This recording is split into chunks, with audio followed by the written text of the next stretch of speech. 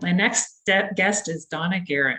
She is the founder and executive director of Global Lighthouse Studios and has been a classroom teacher for the past 20 years. She recently left the classroom to connect teachers and students across 6 continents with the Global Lighthouse Studios. She has been a SDG Global Goals Ambassador, Innovation Lab School Curriculum Writer, and a Global Goals Facilitator. Donna has dedicated her teaching life to empowering students to follow their passions and being a lifelong learner. Welcome to the podcast, Donna. Thank you so much for having me today. I'm happy to be here. Well, you talked about, you recently launched your own company, which is the Global Lighthouse Studios. So tell me a little bit about how you gave the company its name and some of the previous work that you've done that's led up to opening this company. Sure. So we're going to actually be having our launch party this Friday, June 11th, which we're super excited about. We have so many participants from many different countries.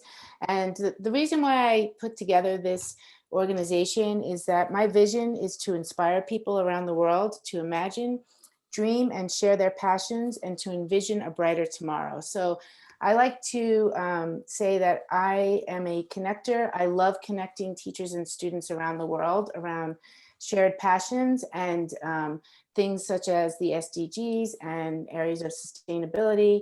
I'm also really into nature and bringing the outdoors in. And so I'm hoping to use this platform to be able to connect teachers and students on various different projects.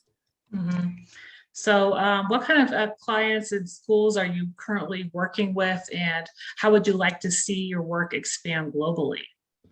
Well, right now I have currently 3 different directors. I have one who's based in India, I have one who's in Honduras, and one who's also located in the US, but also does work in Malawi in Africa. And so my vision for Global Lighthouse Studios is that I have a director in every country, and so that I can use those directors to help guide the learning in their particular country. And so, just to tell you a little bit more too, I also have someone who's in charge of curriculum writing and is working with me directly to work with the teachers on the ground to envision some of the different lessons that we're going to be doing. So can you give me an example of the type of lessons that your company is going to work on with some of these schools, and what age group you guys will work on? Oh, sure. So the first thing we have coming up is going to be on Friday, June 18th. We're going to be having a summer kickoff poetry slam. It's going to be an international event. And so we are looking for teachers and students who would like to get involved and write some poetry for us and share their poetry online in this global event. So if you're interested in that, you can, I'll give my information later on how you can go about participating in that event. And again, that's on Friday, June 18th.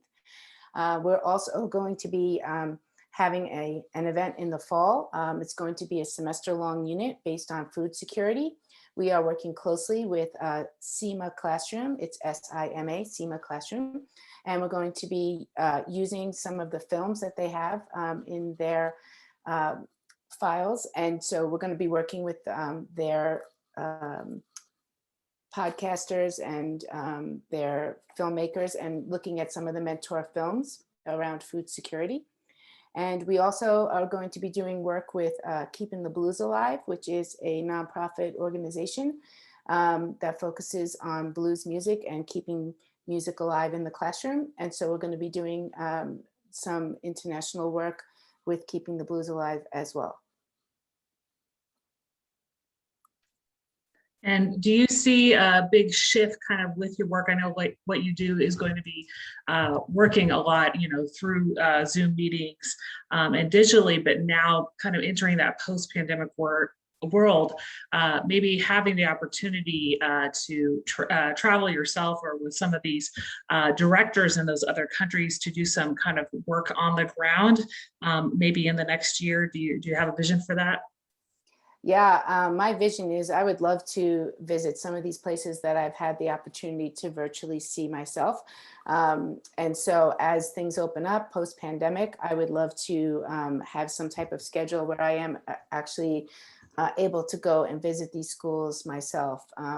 Particularly in Malawi, Africa, I do a lot of work with the school there, and they have invited me several times to come down and visit. Mhm. And so they're definitely on my list to see. But in the interim, that is why I'm trying to partner with as many educators as I can, so that they can be on the ground and I can be virtual and we can work together.